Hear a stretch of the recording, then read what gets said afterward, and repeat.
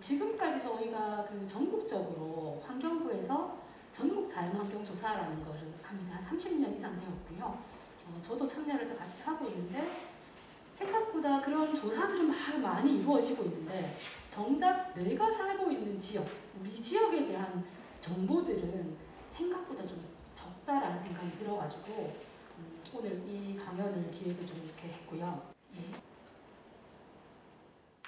일단 희귀하다라고 했을 때 어떤 수준들이 있을 수 있냐면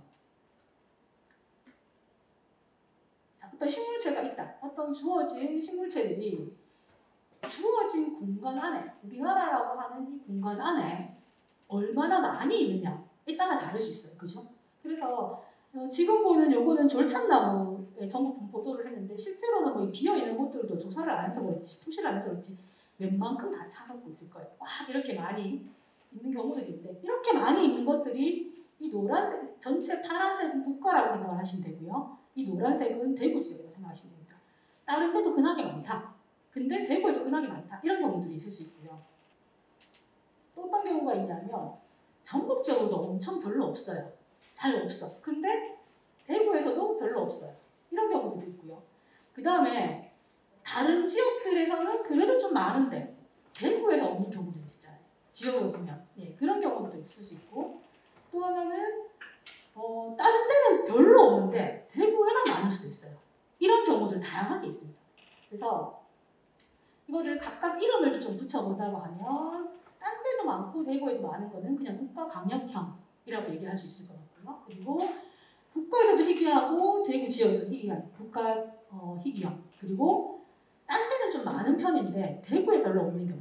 이런 경우는 지역 희귀형이라고 얘기할 수 있을 것 같고요. 그리고 전체가 다른 곳은 별로 없지만 대구에만 많이 집중되어 있는 경우. 이런 것들은 지역 집중형이라고 얘기할 수 있을 것 같습니다. 이 중에서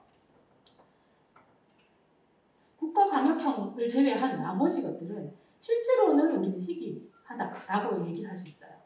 우리가 어떤 식물이 하나가 희귀할 수도 있습니다. 하지만 식물 사회가 희귀할 수도 있어요. 식물 사회라는 건 어떤 거냐면 예를 들어서 혹시 진달래 여러분들 다 아시잖아요. 산에 있는 진달래를 볼 때 참나무 밑에 진달래가 많습니까? 소나무 밑에 진달래가 많습니까? 그죠? 소나무 밑에 진달래가 많아요.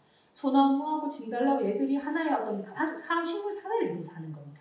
그러면 그 식물 사회 만약에 물을 생각해 봤을 때 낙동강 아래 좀 일습도 있는 그쪽에 가면 물 속에 반 정도 이렇게 몸을 담그고 살아가는 키 큰 식물이 있어요.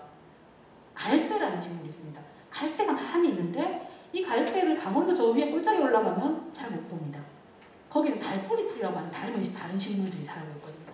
그래서 살아가는 어떤 환경에 따라서 사는 식물 종들이 좀 다를 수 있고 그리고 같이 살아가는 애들이 다를 수 있습니다. 이거를 이제 식물 사회라고 하거든요. 그래서 한 종이 희귀하다라고 얘기할 수 있지만 그 종이 하나의 식물 사회를 이루고 있다면 그거는 더 희귀할 수 있습니다. 더 보존 가치가 높다 이렇게 얘기할 수 있는데 대구에 어떤 것들이 있는지 지금부터 한번 살펴보려고 합니다.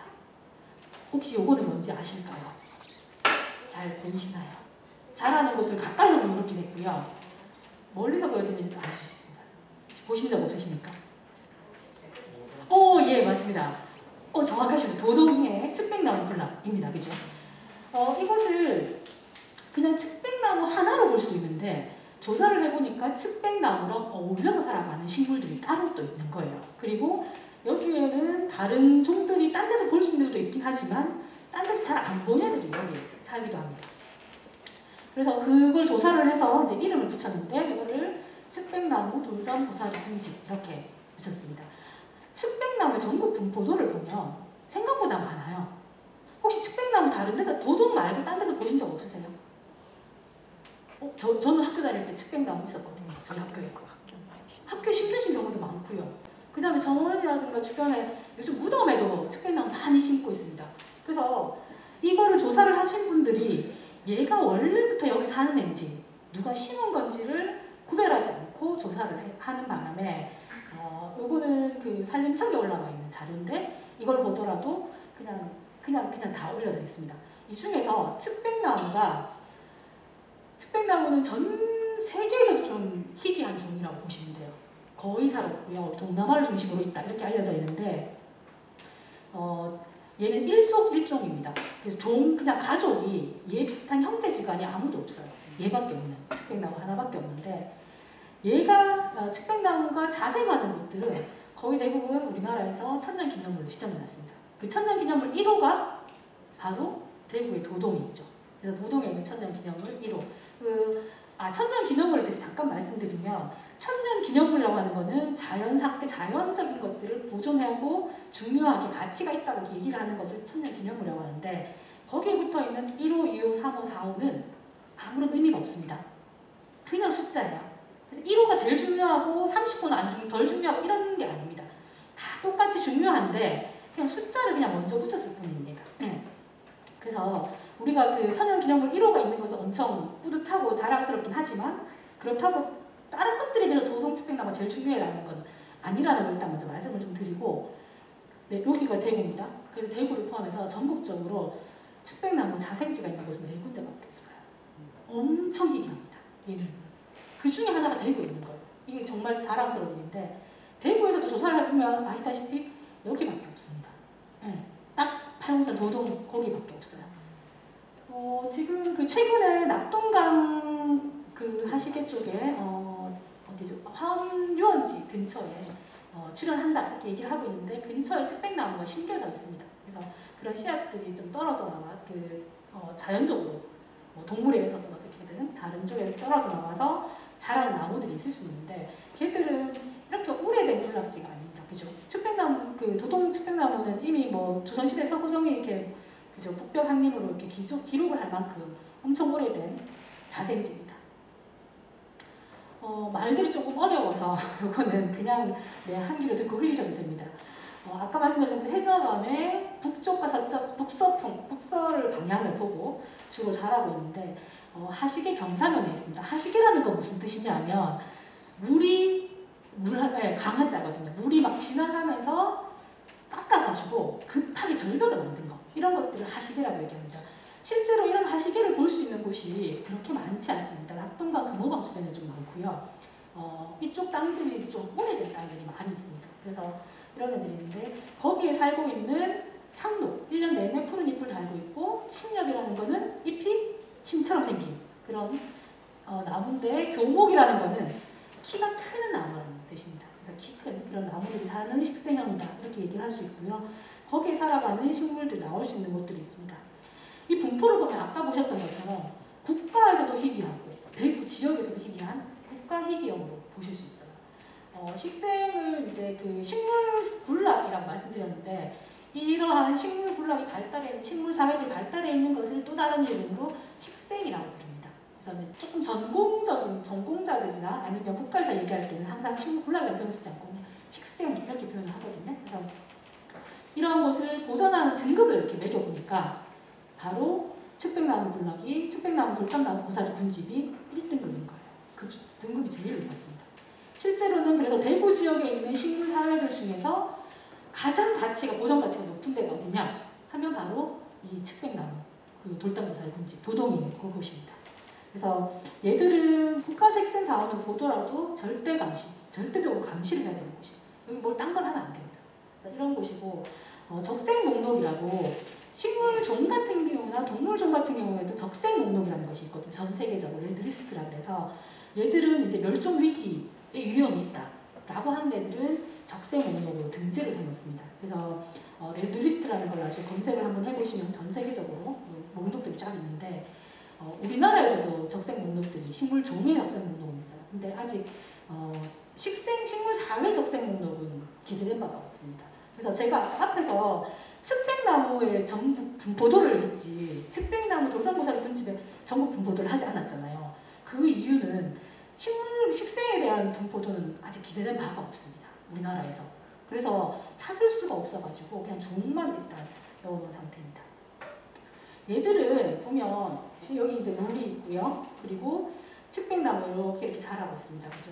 이렇게 자라고 있는데 여기가 경사가 엄청 급하죠. 자, 경사가 급한 곳들 같은 경우에는 암석이 부서지면 큰 돌들이 깨워지면 흙이 되는 거예요. 이미 모래알 정도 가면 우리 흙이라고 부르잖아요. 그죠?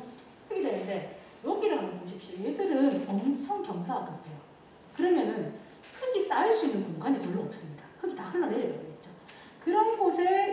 측백나무가 자라고 있는 겁니다. 그 나중에 도동 가보시면 경사가 엄청 급한 데는 측백나무들이 다 살고 있는데요. 특히 겨울에 가시면 표가 확 나는데 그 위쪽에 저 위에 흙이 좀 많을 만한 곳에 가면 윗부분에 가면 거긴 다 참나무 종류들이 자라고 있어요. 대부분 다. 그래서 얘들은 남들이 잘 못 사는 어려운 곳에 살아가고 있습니다. 그러다 보니까 여기에 만약에 좀 측백나무를 좀 보존을 해야 되겠다 해가지고 외부에서 이렇게 흙 갖고 와가지고 막 측백나무 심는다 라고 하면 그 흙 안에 다른 요소에 이곳에 있는 흙이 아니고 다른 곳에서 갖고 온 거잖아요. 그러다 보니까 그런 것들이 실제로 토심을 점점 쌓이게 만드는 거예요. 땅의 깊이, 토심이라고 하는데 그것이 점점 깊어지게 만들 수 있습니다. 그래서 실제로는 그런 것도 상당히 위험하고요. 그리고 이제 그런 종들이 측백나무 지금 있는 그 도동 측백나무 군락 주변에도 이제 혹시나 나무로 측백나무를 보호하겠다. 얘 너무 중요하니까. 이런 마음에 나무들을 막 심으면 실제로 논문에 어떤 것이 있냐면 중요한 그런 종들 같은 경우 주변에 같은 종을 식재를 했을 때 서로 경쟁을 한답니다. 근데 대부분의 경우는 원래 있던 애들이 더 약하기 때문에 밀린대요. 유전자에서. 우리가 이제 그 지금의 기후변화 시대에 종 다양성이라는 것이 엄청 중요하게 거론이 되고 있습니다. 생물종 다양성이라는 것이. 그 생물종 다양성이라는 것은 어떤 종만 뭐 소나무, 방금 말했던 측백나무, 돌담보살 이런 것들이 하나하나의 종인데 이 종만 중요한 것이 아니고 얘들이 살아가는 곳, 그것을 서식처라고 얘기하는데요. 서식처도 다양해야 된다. 그리고 또 하나는 유전자도 다양해야 된다. 이 세 가지를 합해서 생물종 다양성이라고 합니다. 그런 측면에서 봤을 때 주변에다가 만약에 혹시 주변 그런 종들을 식재하는 것 이것은 여기 있는 측백나무, 돌담고사리 군집을 계속 보존하는 데 있어서는 별로 좋지 않습니다. 자, 그러면 다음 거 넘어가겠습니다. 얘들은 뭐 지금 보이시는 것처럼 그냥 옆에서 제가 이렇게 찍은 사진이거든요. 이 정도로 거의 뭐 직각에 가까운 조사를 해보니까 80, 뭐 90, 80, 85 경사도가 그렇게 됩니다. 그래서 윗부분에 조사를 못했거든요, 제가. 저희 교수님께서 왜 위에 조사를 안 했냐고 저한테 막 그러시던데 올라갈 수가 없어요. 접근이 안 돼가지고 조사를 못한 것들이 있었습니다. 하여튼 그랬고 방금 그 같은 곳인데요. 측백나무는 이런 그 침엽수들의 특성상 나무는 위로 올라가야 되잖아요. 근데 얘들은 보시면 앞으로 이렇게 거의 직각으로 뻗어나가지 않습니까? 이것이 이제 안에 있는 그 자라는 성장 속도가 다른 이런 여러 가지 기자들 때문에 이런 것들이 가능합니다. 이런 것들에 위에다가 만약에 흙들을 계속 더 유입을 한다 그러면 그것이 가장 좀 위험한 상황이 될 거다라는 거고요. 자, 새로운 식물인데요. 혹시 얘들은 아시는 분들이 있으실지 모르겠습니다. 얘는 모감주 나무라고 합니다. 신천대로 가도 왜 노랗게 막 피어 있는 거 보신 적 있으실 거예요. 그래서 얘들이 원래는 중국이 자생이신 줄 알았어요. 지금 얼마 전까지 그랬는데 왜냐하면 중국에서 이제 그 씨앗들을 바닷물에다가 넣어가지고 실험을 해봤더니 한 30일까지도 가더라, 안 썩고 있더라, 뭐 이런 것들도 있고요. 그 다음에 이제 그 전에 알려진 것들이 바닷가에 좀 많이 자생들이 있었습니다. 그래서 제일 크게 알려진 거는 안면도의 모감주 나무 블럭이 엄청 유명하거든요. 그렇게 했는데 조사를 해보니까 얘들이 아무리 봐도 좀 이상한 거예요. 바다를 타고 중국에서부터 바다를 타고 왔으면 지금 대구 내륙이지 않습니까? 그러면은 물을 거꾸로 거슬러서 강물은 그죠? 우리 대구에서 그 남해나 동해 쪽으로 흘러가는데 그게 아니고 이 얘들이 거꾸로 거슬러서 올라온단 말인가? 이건 어떻게 해석해야 되지? 라고 생각을 하게 된 겁니다. 근데 이제 보시다시피 알고 계시는 것처럼 우리 하원동산에 가면 그죠? 모감주 나무 군락을 보지로 그죠? 천연사원, 뭐 보존님 뭐 이렇게 얘기를 하고 있지 않습니까? 거기를 기점으로 주변에도 보니까 의외로 대구도 꽤 여러 군데 있는 거예요. 그래서 식물 여기가 딱 그 화원유원지에 꽃 막 처음에 필 때를 했습니다. 나중에 꽃 녹색이 다 나오고 난 다음에는 사진 찍으니까 잘 티가 안 나가지고 초반에 이렇게 찍었고요. 모감주나무, 멧돼추나무 군집이라는 이름을 붙여놨습니다. 이 식물 사회에는. 이렇게 붙여진 이름은요. 우리가 소나무, 졸창나무, 모감주나무라고 이름 붙인 것처럼 어떤 분류 체계상에서 그 위치를 가지고 있는 그러한 겁니다. 그래서 모감주나무 분포도를 보시면 대구를 빼고 지금 여기 한 군데하고 여기 정도만 제외하고 거의 대부분 바닷가에 집중되어 있다는 걸 보실 겁니다. 그래서 대구는 지금 조사를 해봤더니 이쪽 지금 여기가 그 제3하양교 근처에 좀 많이 집중되어 있고요. 그리고 이제 화운용지 쪽하고 몇 군데를 조사를 했습니다. 그래서 이런 것들은 그냥 개체로 있는 경우들도 표시를 한 것입니다. 딱 보시더라도 여기도 지금 그 하시게 여기는 여기 두 군데는 대구에서 지정한 곳인데 내동, 대구시 내동 이런 곳에 있었거든요. 근데 거기도 그렇고 여기는 그 최참반 때인가요? 그 마을 있는 그쪽에 가서 조사를 했는데 이쪽 같은 경우는 자생으로 볼 수 있는데 여기 같은 경우에는 아무리 봐도 그거는 자생으로 보기 조금 어려운 상황이긴 했습니다. 그래서 의외로 생각보다 자생하는 곳들이 좀 있었고요. 제가 여기 말고 대구 말고 또 다른 데 봤던 곳 중에 기억나는 데 중에 하나가 어디냐면 청송에 그 청송 교도소가 있지 않습니까? 교도소 가장자리에도 거기 하시개가 발달해 있거든요. 거기도 가면 무감추나무 군락들이 어마어마하게 이렇게 사생을 하고 있습니다. 그래서 얘들 같은 경우에도 거의 뭐 비슷한데 하부 팔렵입니다. 잎이 넓은 그러한 형태고요.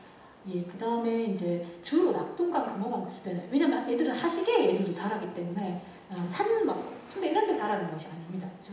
그렇게 있고 마찬가지로 얘들도 국가희귀형으로 볼 수 있고 식전 고전 등급도 1등급입니다. 좀 전에 보였던 측백나무 돌나무고사리 군집과 더불어서 이 모범추나무, 멧돼지나무 군집 또한 엄청 중요한 우리 지역에서 마찬가지지만 국가적으로도 엄청 중요한 그러한 식생 자원이다라고 얘기를 할 수 있고요. 이것도 마찬가지로 토심의 어떤 변화라든가 그런 것들이 좀 위협 요인들이 될 수 있을 것 같습니다. 제가 안면도는 가보지를 못해가지고요. 여기는 포항입니다. 포항에 모범추나무 군락이 알려진 곳들이거든요. 그래서 이곳 같은 경우에도 높은데 여기는 없습니다.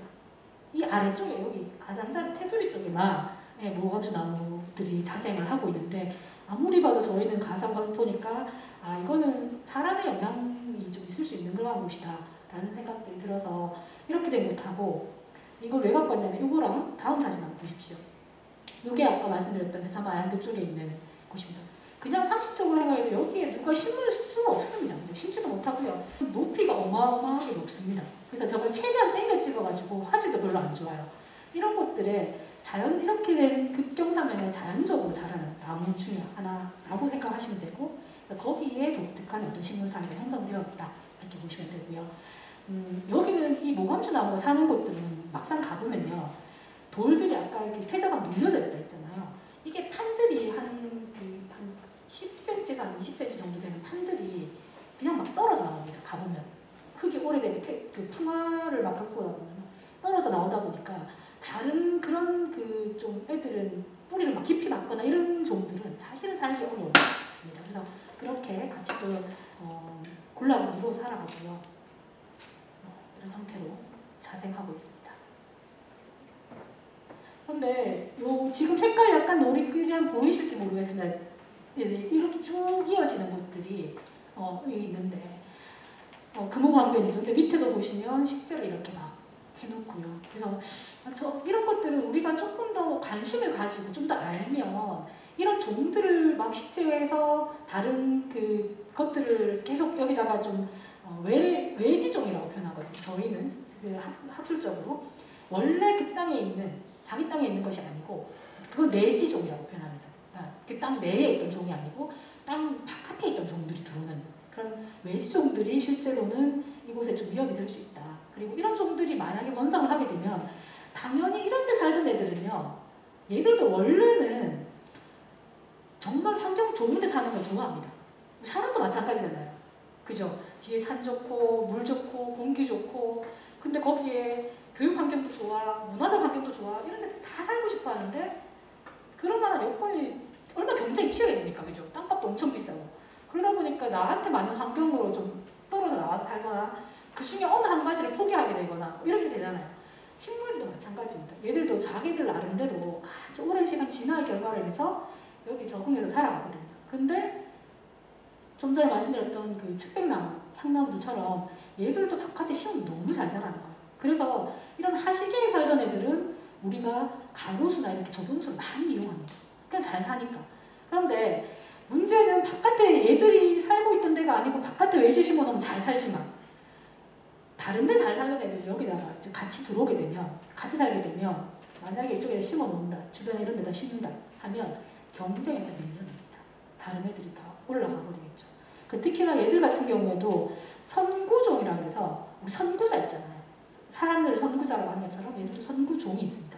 어떤 그 햇볕 좋아하고 이렇게 막 좀 급하고 막 이런 곳들을 잘 자라는 아이들이거든요. 그래서 그런 데는 일반적인 다른 종들이 만약 섞이게 되고 그냥 그늘이 생겨버리면 잘 못 자라는 특성들이 있기 때문에 이런 것들도, 공간들도 저희가 좀 그 보존을 할 필요가 있다라고 생각을 하고요.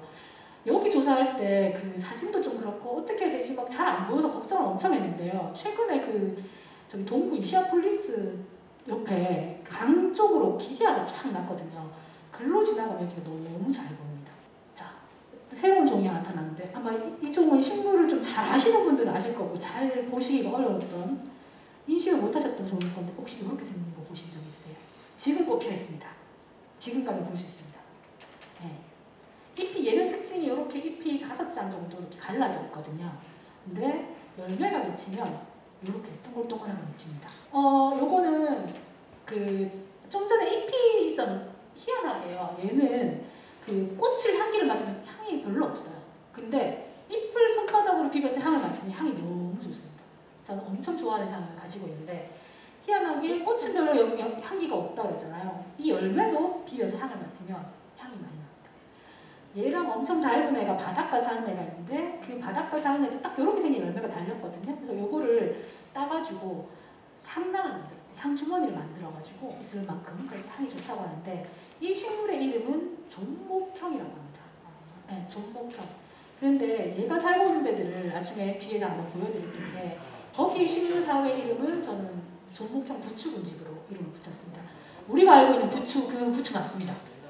이 부추가 그 우리가 밭에서 막 기르는 것이 뿐만이 아니고 실제로 자연 상태에서도 자생을 하고 있는데 같이 모여서 살아가더라, 이런 겁니다. 자, 이 전국 분포도를 보시면 경상도 쪽하고 위에 경기도 쪽 일부에 많이 집중되어 있는 걸로 알고 있고요. 저희가 이제 보는 책자가 있습니다. 식물 이름들 어디 살고 뭐 아니면 어떻게 생겼고 막 이런 것들이 적어놓은 책이 있는데 그걸 도감이라고 합니다.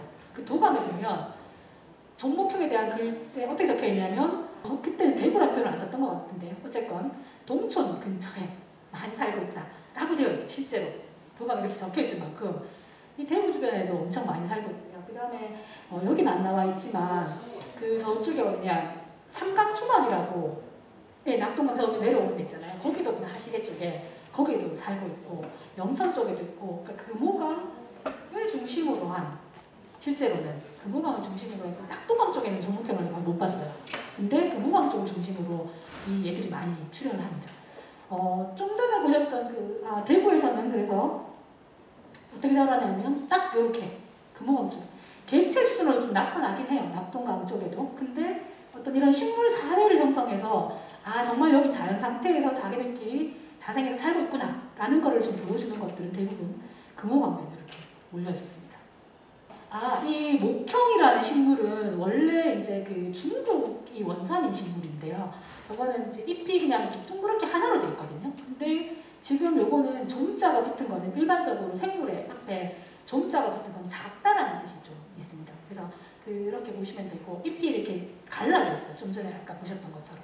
그런 특징들을 가지고 있는데, 이 목형은 약용식물로 많이 사용이 되어 있습니다. 근데 이제 그 목형과 유사한 종목형을 약용으로 쓰기 위해서 실제로 마을 주변에 심어놓은 경우들이 좀 있습니다. 지리산 주변에도 가도 보여지고 그렇게 있는데, 얘들도 마찬가지로 아까 우리 모감주나무 군락, 모감주나무, 멧돼지나무 군침 보셨던 것처럼 모감주나무라는 개체들은 여기저기 많이 있지만 자생하는 것이 잘 없었던 것처럼 이 종목형 같은 경우에도 많이 좀 이렇게 여기저기 전국적으로 많진 않아요. 개수가 숫자가 많진 않지만 드문드문 있는데, 그것들이 이렇게 자생한 형태들은 대구에서 이렇게 보여지고 있습니다. 그래서 주로 이제 아까 보셨던 그쪽이고요. 퇴저감에 얘들은 관목 식생입니다. 좀 전에 보셨던 모감주나무는 교목이라고 해서 자라면 우리가 소나무나 참나무처럼 키 큰 애들 있죠. 그런 애들 교목이라고 생각하시면 되고, 뭐 개나리라던가 그런 것들처럼 키 작고 이렇게 뭉실뭉실 자라는 아이들을 관목이라고 생각하시면 됩니다. 얘들도 거의 개나리처럼 비슷하게 가는 줄기가 이렇게 막 올라와요.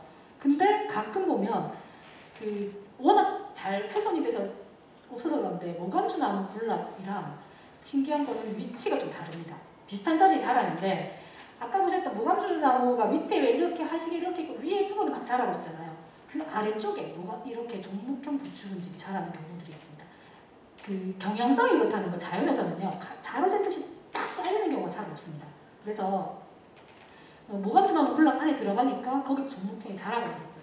실제로 굵기가 한 이만한 얘보다 좀 더 굵었던 것 같아요. 한 5cm 넘는 그런 경우도 종목형이 발현견 제가 했었는데 위에 얘도 마찬가지로 햇볕 그 나무가 그늘을 덮어버리면 못 삽니다.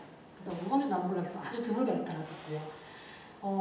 얘들도 국가적으로 봤을 때 좀 희귀한 유형으로 볼 수는 있습니다. 근데 이제 교목이 아니고 관목이다 보니까 이제 등급은 조금 아까 보셨던 모감주 나무, 그 멧돼지 나무 군집이나 아니면 측백나무, 돌담고사리 군집보다는 조금 등급이 약간 낮습니다. 하지만 얘들도 마찬가지로 적색목록 대상으로 보시면 될 것 같고요. 고수부지가 확장되면서 좀 더 아래쪽에 있거든요. 그러다 보니까 그걸로 인해 가지고 훼손되는 경우들이 종종 관찰되었습니다. 여기도 갔다가 사진 찍으러 갔다가 정말 힘들었습니다. 웬만한 고소공포증인 사람들은 조사하러 못 갈 것 같은 그런 자리였습니다. 여기는 그 세천 쪽이고요. 예, 근데 이 옆쪽에 지금 도로가 나가지고 지금 그 3차 순환도로 있잖아요. 그게 이 옆쪽으로 지나갑니다. 그래서 초반에 이것 때문에 걱정을 엄청 많이 했었는데 그 옆에 다른 곳들은 날아가서 없습니다. 지금 없어졌어요. 네. 이런 곳들이고 여기는 인터불고 쪽 근처에 또 많이 출연을 하고 있습니다. 여기 보시면 이 정말 되게 좁게 지금 막 쌓여 있는데요. 이 종목형이 자라는 곳은 실제로 가보면 제 손가락 한 마디 하나 정도 되게 조그만 이 파편들이 떨어집니다. 짧게는 제 한 마디, 좀 길게는 제 손가락 하나 정도의 작은 파편들이 막 부서져요.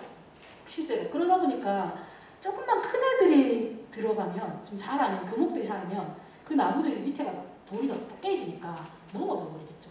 그래서 이런 것들은 아무리 시간이 많이 지나가도 큰 교목들이 자랄 수가 없습니다. 이렇게 관목들이 계속 이어지는 형태다. 이렇게 보시면 되는데 조금 걱정되는 건 아까 모감주나무, 멧돼지나무 군집이 있던 그쪽도 마찬가지고 지금 있는 종목형 부추군집이 있는 곳도 마찬가지인데 여기에 가죽나무 아시죠? 드시잖아요. 튀김도 하시듯이 나물도 드시. 그게 사실 옛날에는 집집마다 하나씩 심었는데 최근에 너무 많이 퍼져가지고 그 새롭게 이렇게 아까 선구종이라고 말씀드렸던 그 종류 중에 하나예요. 가죽나무가. 그러다 보니까 이런 곳에 많이 들어옵니다. 가죽나무는 열매도 엄청나게 많이 달리거든요. 얘들은 날개가 있어가지고 이렇게 막 박혀요. 그리고 박히는 데다가 한번 자라고 나면 아카시 나무에 베면은 산소에 주변에 갔을 때 아카시 나무 베내면 이렇게 또 나오죠. 이것처럼 가죽나무도 그렇게 나오고 뿌리는 옆으로 막 뻗어갑니다. 그러다 보니까 지금 이런 곳에서 조금 문제가 되고 있어요. 실제로 나중에 화학유원지 쪽에 가보시면 식물 아시는 분하고 같이 가보시면 와 이거는 모감주나무 모감주나무가 많이 살고 있는 곳이라기보다는 가죽나무가 많이 사는 곳이구나라고 생각되는 정도로 지금 조금 우려가 되고 있습니다. 요거는 새로 나온 싹개 모습이고요. 저수지에 사는 애입니다. 지금 보시는 것처럼 잎이 이렇게 동글동글하니 이렇게 자라고 있는데 반트는 몸을 물속에 안에서 잠그고 있고요. 그 다음에 일부는 꽃이 특히 필 때는 이렇게 위로 올라있기도 한데 놀라운 것은 그것뿐만이 아니고 지금 보이는 이렇게 길쭉한 잎 보이시죠? 이 잎이랑 물속에 여기 물에 떠있는 잎이랑 이거 두 개가 같은 종입니다. 왜 양서류 같은 경우에 양서류가 사는 곳이 양쪽이다 그래서 양서류가 있잖아요. 그래서 개구리 같은 애들은 양쪽이죠. 물과 무태 다 삽니다. 얘들이 식물 중에서 그런 애들이에요. 물에도 살고 무태도 사는 애들인 거예요. 근데 물에 살 때랑 무태 살 때랑 잎 모양이 좀 달라집니다. 그렇게 되는 건데 요거는 이름이 물엿기라고 합니다. 물엿기가 사는 때 자기들이 물 안에도 자라고 땅 바깥에도 자라고 물 안에도 자라고 물 위에도 자라고 이러다 보니까 한 종이 그냥 꽉 덮어버려요. 다른 종이 거의 출현을 안 한다고 보시면 되는데 이 물엿기도 군락은 기재가 된 바가 없어가지고 전국 분포도를 낼 수밖에 없고 거의 별로 흔하지 않습니다. 그래서 대구에서도 이제 딱 한 군데밖에 없었어요. 그래서 이제 가산지라고 하는 곳에 한 군데밖에 없었는데 예, 그래서 반수면 식물군락이라고 이름 붙인 거는 그런 뜻입니다. 그러니까 수면 안쪽에도 있고 바깥에도 있고 그렇습니다. 여기 지금 이제 국가적으로 희귀한데 여기 모래땅이 약간 있고 이만큼이 지금 보이는 이만큼은 전부 다 물렵기 한 종입니다. 이런 곳인데 얘들은 수질이 악화되면 그리고 지금 잘 표현 여기는 별로 없는데 이쪽을 보시면 아주 완만하게 물이 들어오는데 아주 완만하게 이렇게 해서 진흙들이 쫙 쌓여있는 이런 곳에 자라거든요. 여기 지금 방금 그 자리입니다. 그죠? 모래땅에 있던 그 자리 이만큼 이 자리 전부 이렇게 조사를 하러 들어갔었는데 이만큼 있었는데 조사를 하고 제가 1년인가 2년 지나가는데 이렇게 됐습니다. 여기 지금 수질오염이 악화되면서 이 종들이 확 사라졌어요. 지금 거의 별로 없는 상태가 돼서 실제로는 이런 서식처가 바뀌거나 오염 물질들이 들어오는 것이 상당히 위험하다 이렇게 얘기했었습니다. 이것도 입만 보고 아시는 수 있는 분들은 어르신들 중에 가끔 아시던데 요것이 열매입니다. 다른 종이에요. 다른 식물인데 열매. 요것은 숫꽃. 그리고 요 뒤에 있는 요것이 암꽃입니다. 암꽃과 숫꽃이 따로따로 펴요.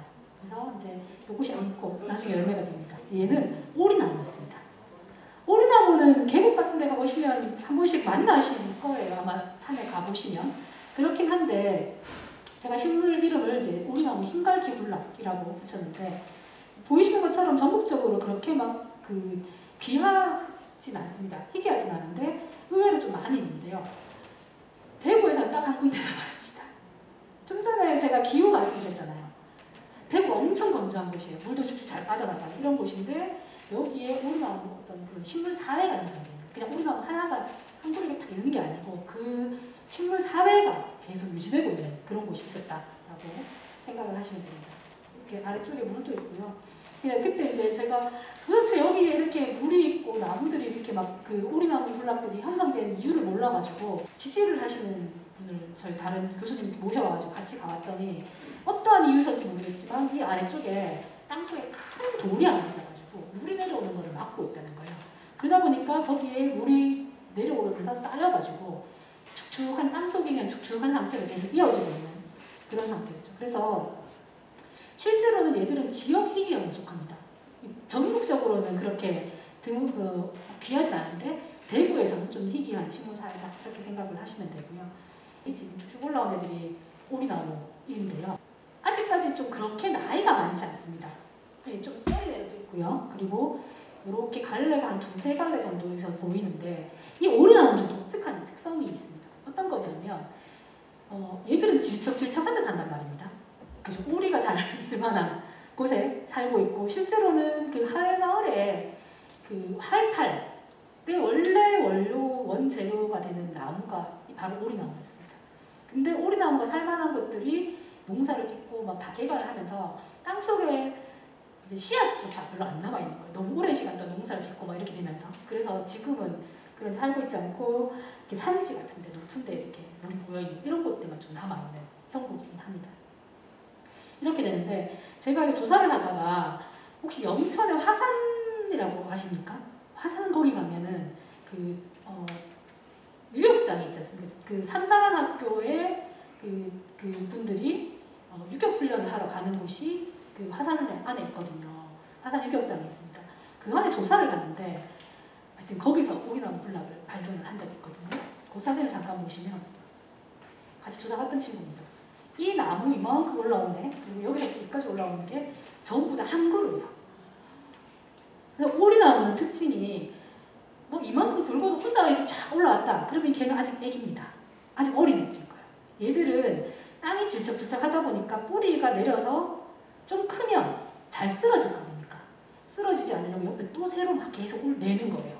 그러면 윗부분에 아랫부분이 좀 풍성해져서 단단하게 버틸 수 있어가지고 이렇게 자라는 것이 특징입니다. 그래서 엄청 오래된 이런 곳인데 아직 이렇게 정도까지는 안 됐고요. 여기는 조사하고 난 다음에 저희가 오리나무 백당나무 분집이라고 이름을 붙였고 그래서 거기가 생태경관 우수 지역으로 지정을 그래서 받았습니다. 조사했던 그곳이. 다행히 거기가 군부대였기 때문에 군부대 아니었고 그 유교 훈련할 때도 잘 안 들어가는 곳이어서 지금까지 잘 남아있었던 곳인데 이런 곳처럼 방금 보셨던 용지봉에 있던 겁니다. 이게 한 4-5개 그래도 나온 곳들이 좀 있어요. 꽤나 나이가 있는 애들이 있다라고 보여지고 이런 곳이 아까 그런 화산처럼 되면 참 좋겠다라고 생각을 했습니다.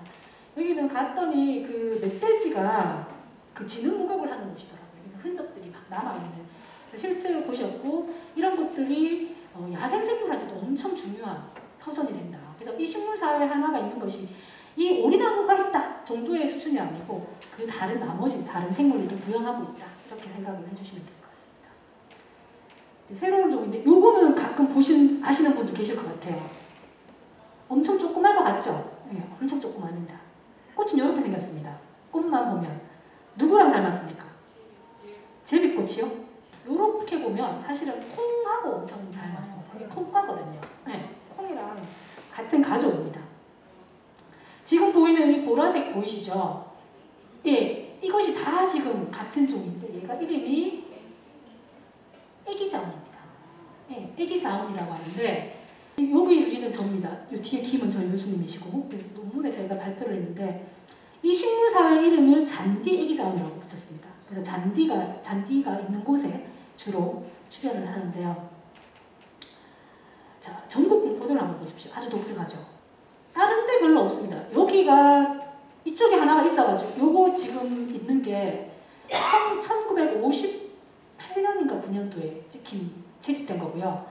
청송인가 하나 있어갖고 제가 그 잡혀값을 받아서 조사 가봤는데 없어졌어요. 없어요. 그리고 여기 광주가 하나 있는데 이것도 1960 몇 년도 겁니다.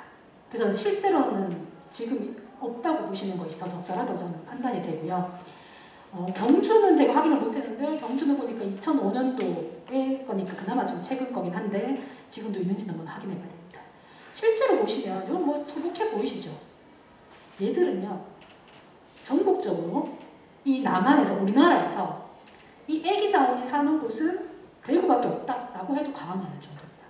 창녕 정도, 영대 정도 이렇게 조금씩은 더 넓어지긴 하는데 그건 사람들이 정한 행정구역이긴 하잖아요. 그러니까 생물 입장에서 경기 안에 막 대구 광역시 선거라다고 안에만 딱 살지는 않을 거니까 약간 더 넓긴 하지만 실제로 대구 주변밖에 없다라고 생각하시면 되고요. 지금 요거를 여긴 안 나와 있지만 조금 더 넓혀서 북한까지 다 본다고 하면 대구랑 백두산 밑에 딱 한 군데, 2군데밖에 없습니다. 이 식물은. 그리고 얘가 이 애기자원이라는 식물을 아까 털 막 보셨죠? 쟤들은 원래 북쪽에 살던 애들이야. 북쪽에 살던 애들이 빙하기 때 빙하기를 추우니까 피해서 남쪽으로 내려오는 겁니다. 그래서 전 세계적으로 아까 쌤 말씀하셨던 남방 한계선이 바로 대구예요. 전 세계에서 제일 남쪽에 살고 있는 애들이 바로 대구에 있는 애기자원이다. 예, 이렇게 생각하시면 되고요. 몽골, 러시아, 중국에도 있는데 그렇게 흔하진 않습니다. 그쪽도. 예. 대구는요 생각보다 되게 많죠. 점이. 하다못해 신천대로에 차 타고 가다가 차가 밀려갖고 잠깐 섰는데 그 옆에도 보이더라고요. 조사를 못했지만 그런 정도로 흔하고 개체 수준으로 그냥 한 종이 있다 없다를 보면 대구에 의외로 되게 많아요. 딴 데는 그렇게 없는데 아주 독특한 식물사회다 이렇게 생각을 하실 수 있고요. 얘들이 어떻게 이렇게 자랄 수 있나 봤더니 외생이라는 건 키가 작다는 뜻입니다. 쟤들이 그 꽃이 지고 난 다음에 열매를 맺을 때는 키가 좀 더 커지는데 다 올라오면 요만합니다. 꽃대 올라와도. 그러니까 잔디밭에 심었는데 우리 벌초하거나 잔디 깎을 때 생각해 보시면 그때 깎아도요 잎은 바닥에 딱 붙어 있다 보니까 안 잘리는 거예요. 네. 그래서 같이 살아가는데 덕분에 얘들은 몽고나 이쪽 같은 경우에도 완전 그냥 초지, 나무 없는 풀밭. 원래 자연적으로 그런 곳들 있잖아요. 몽고 같은 데 가면. 그런 데가 원래 얘가 살던 곳인 거예요. 그래서 사람들이 잔디를 자꾸 깎아내다 보니까 얘들은 내내 햇볕을 잘 받는 곳이어가지고 계속 살아가고 있다. 이렇게 생각을 하시면 되고요. 그래서 얘들은 지역 집중형에 해당됩니다. 다른 데는 없어요. 우리 지역에만 집중적으로 분포한다. 그렇게 생각해 보시면 되고 절대 감시 아니고 얘는 그래서 근데 생각보다 너무 잘 자라 대구에서. 그래가지고 예, 주요 감시 절대감시 아니고 주요감시 1급의 식생사원입니다. 근데 얘들은 빛이 막 위에 그려버리면 잘 못 자라요. 그것은 명확하고요. 그리고 이제 다른 침입한 어떤 외래종들이 막 들어오면 얘들이 좀 살기 어려워져요. 이렇게 이제 무덤에 보이시는 것처럼 이런 식으로 잘 자랍니다. 원래 이러면 안 되지만 제가 뿌리를 한번 개봤습니다. 요것이 지금 애기자원의 뿌리고요. 옆에 있는 얘들 있죠? 요것이 잔디 뿌리입니다. 그래서 잔디들은 약간 옆으로 이렇게 좀 뻗어 나간다 그러면 이 애기자원은 보이시죠? 직근 쫙 밑으로 빡 뿌려가지고 거기서 자리를 잡고 같이 이렇게 살아갈 수 있는 거죠. 그래서 지금 요것이 잔디의 꽃이고요. 여기 살고 있는 것이 애기자원인데 여기는 지금 보이시는 곳은 그 불로고분군입니다. 그래서 이 불로고분군은 대구 지역에서 잔디 애기자원 군집이 있는 최대 규모입니다. 그렇다는 얘기는 무슨 말입니까? 전국에서 최대라는 뜻입니다. 전국 최대의 군락지가 있는데, 자, 여기에서 잘 안 보이시겠지만 눈을 크게 뜨고 열심히 찾아보시면 애기자원을 발견하실 겁니다. 잘해졌어요. 한 3개 정도 이렇게 있더라고요. 자, 이렇게 되는데 잘 보시면 이거 보이십니까? 이 애기자원을 누가 뽑아놓은 거예요. 근데 저는 저걸 왜 뽑았을까 너무 신기했거든요. 근데 너무 이렇게 막 논문하고 자료를 찾아보다 보니까 이 애기자원 뿌리에 사포닌 성분이 들어있는 거예요. 사포닌이라는 건 우리 인삼에 들어있는 그 맛입니다. 그래서 얘들을 약재로 쓴 거예요. 근데 제가 논문 찾다 보니까 전국에서 한약재들 이렇게 모아놓은 그거를 조사를 하는 걸 봤는데 이 애기자원은 한약재를 파는 데가 딱 전국에서 불로시장이 제일 많았다는 거예요. 불로고분군 바로 옆에 불로시장이잖아요. 저희 집이 그 근처거든요. 그래서 한 번씩 가면 그 장을 갈기는 쉽지는 않은, 날짜가 잘 안 맞아서 쉽지는 않은데 거기 5일짜리거든요. 그래서 잘 안 맞는데 가보니까 저렇게 저거를 애기자원을 묶어가지고 파는 경우들이 있어요. 지금도 판매를 하시고 아마 그래서 저렇게 뽑으신 것 같아요. 근데 애기자원은 더 여기가 아니면 그죠? 딴 데가 없으니까 애기자원을 그렇게 뽑는 것은 좀 적절하지 않겠다라는 생각들이 들고요. 또 하나 더 이제 문제가 있습니다. 이것보다 더 심각한 문제가 있어요. 얘들 보이십니까? 빨간색 동그라미 친 애들. 맞습니다. 네. 보통 이제 금계국이라고 알고 계시는데 지금 요 아이들은 큰 금계국이라고 하는 종류. 이게 신기한 거 많이 보셨죠? 네. 전국적으로 엄청나게 심습니다. 이건 제가 영상까지 찍은 자료인데 와, 제가 2kg가 3kg가 다 저걸로 다 심어졌더라고요. 근데 큰 금계국은요, 국화가다 보니까 씨앗이 엄청 많이 생기고 씨앗으로 퍼지는데 땅속에 뿌리가 옆으로 가서 또 올라오면서 자랍니다. 그렇게 자라다 보니까 주변을 그냥 다 황폐시킵니다. 좀 전에 보셨던 그 사진, 그죠? 우리 이 사진 보이는 것처럼 이제 다시 보면 큰 금계국이 막 보이실 거예요. 그래서 쟤들을 일본 같은 경우에는 큰 금계국을 생태계 위해종으로 지정해가지고요. 얘들은 학술적인 목적으로도 키우면 안 됩니다. 키우면 벌금 바로 있고요.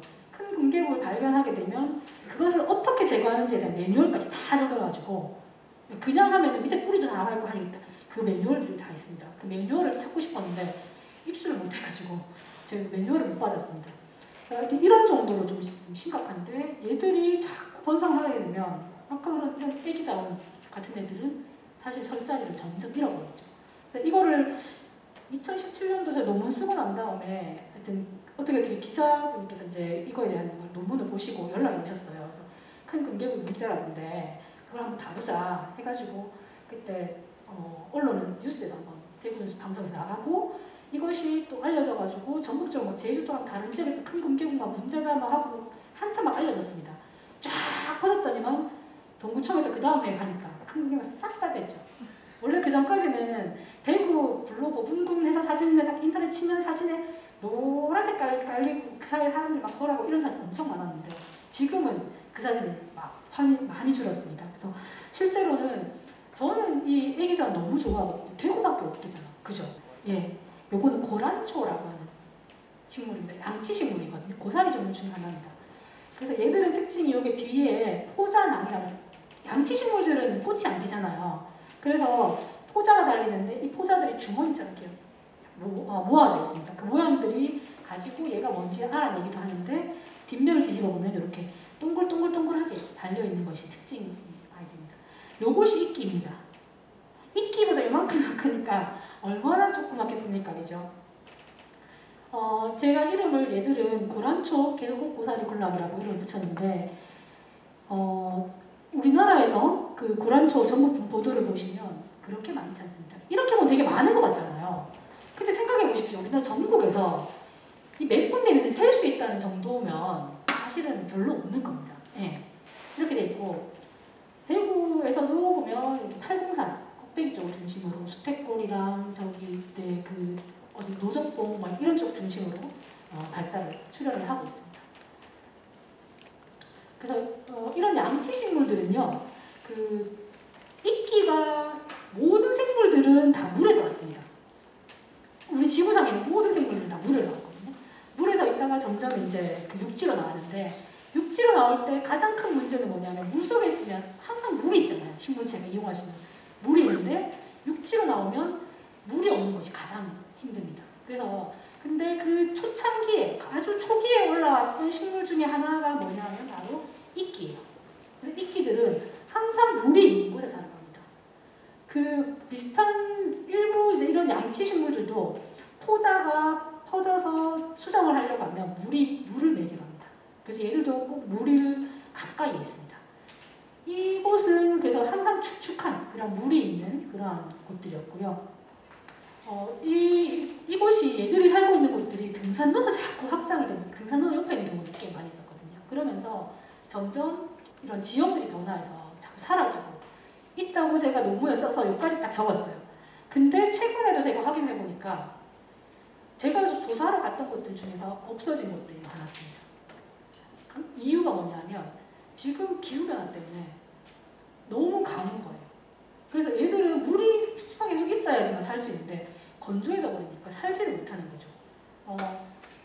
그리고 지금 여기 있는 계곡고사리라고 하는 종은 아열대 지방에 살고 있는 고사리 종이고요. 이거 말고 한들고사리라고 하는 또 다른 고사리 종류가 있는데 걔들은 약간 북방에 살고 있는 종입니다.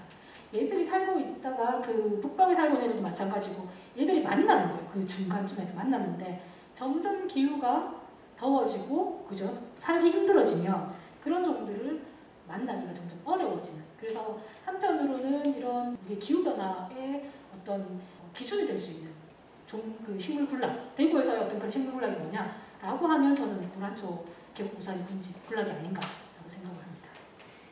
이 사진을 넣을 때마다 늘 고민하는데 이 중에서요 여기 이만큼 쏙 들어간 고기만 살짝 이렇게 고란초가 자라고 있고요. 그리고 여기도 점점 애들이 그 건조하면요 크기가 되게 조그매져요. 이렇게 엄청 작아져가지고 그랬었는데 여기가 북지장사 가는 길에서 찍었던 사진인데 원래 가보니까 없더라고요. 이제 아예 그쪽은 다 사라졌어요. 그래서 이렇게 점점 애들이 그 전에 제가 사진 찍었을 때 앞에 것들은 꽤 컸거든요. 근데 점점 뒤로 갈수록 건조해지면서 작아져. 그래서 사실은 제가 이제 그 희귀식물 군락으로 정했던 것들은 훨씬 더 많이 있는데 너무 또 그런 것도 길어질 것 같아서 몇 가지만 추려서 말씀을 드렸고요. 이제 마지막 결론을 좀 말씀을 드리고 싶습니다. 첫 번째 제일 중요한 거는 우리 대도시지만 대구에도 이런 희귀식물 군락이 존재한다라는 얘기를 꼭 드리고 싶었고요. 그리고 하나는 우리가 이제 하시게 아까 보였던 것처럼 측백나무, 노벽, 그죠? 있던 곳, 그 다음에 모감주나무, 동목행 등등해서 하시게뿐만이 아니고 저수지, 산지, 그리고 초지, 사람들이 관리하는 초지조차도 이런 희귀식물들 다양한 곳에 발달하고 있더라라는 겁니다. 그리고 근데 각각 전부 다 잠재적인 어떤 그런 유해물들이 다 있었습니다. 이런 대도시에서의 위협들은 대부분 다 지금 사람들 때문 아니겠습니까? 그죠? 그래서 우리가 이런 것들에 대해서 좀 알고 있어야 된다라는 얘기고 지속적인 관심이나 모니터링들이 좀 필요하다라는 말씀을 드리고 싶고요. 마지막으로는 이제 특히 이제 지역 수준, 우리가 너무 국가 중심으로서의 어떤 그 희귀식물 목록에서 종 그리고 어떤 국가 단위 이런 데만 집중했었는데 지역 단위 그리고 한 종뿐만이 아니고 이들이 살아가는 곳 그리고 거기 살고 있는 식물 사회 이런 것들에도 지속적으로 관심을 가지는 것이 필요하고 거기에 따른 어떤 보전 전략들이 필요하다라는 말씀을 드리는 것으로 마치고자 합니다. 네, 고맙습니다.